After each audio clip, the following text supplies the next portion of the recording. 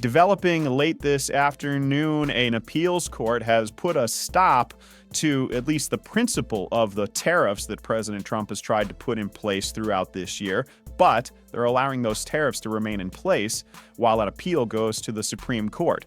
This all after a set of tariffs went into place last night at midnight, and amid an intense legal battle over who gets to call the shots at the Federal Reserve. Lawyers for Lisa Cook went before a judge in an emergency court hearing today, hoping to win a restraining order blocking the president from removing her from her job. The Trump administration arguing that allegations of mortgage fraud mean they can fire her for cause. But the judge did not issue a ruling from today's hearing.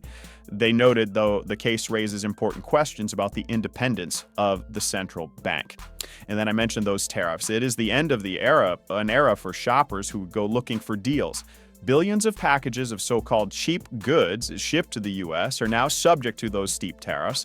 As of 12:01 this morning, a loophole that had reshaped the way countless Americans shopped expired.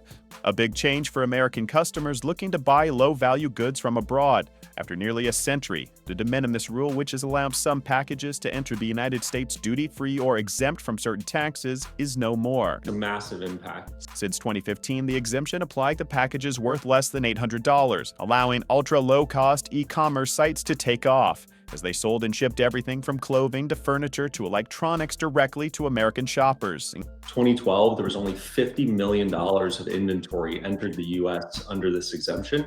And last year, that was over $65 billion.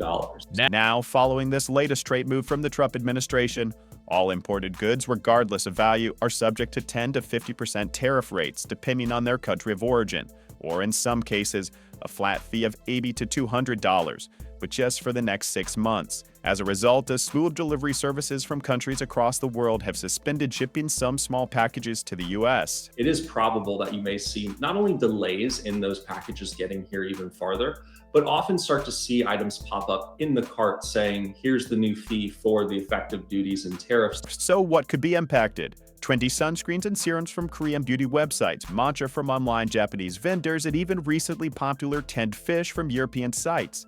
A potential benefit to some American small businesses. What they're trying to do is to have people buy local. Whether that's realistically possible, we'll have to see.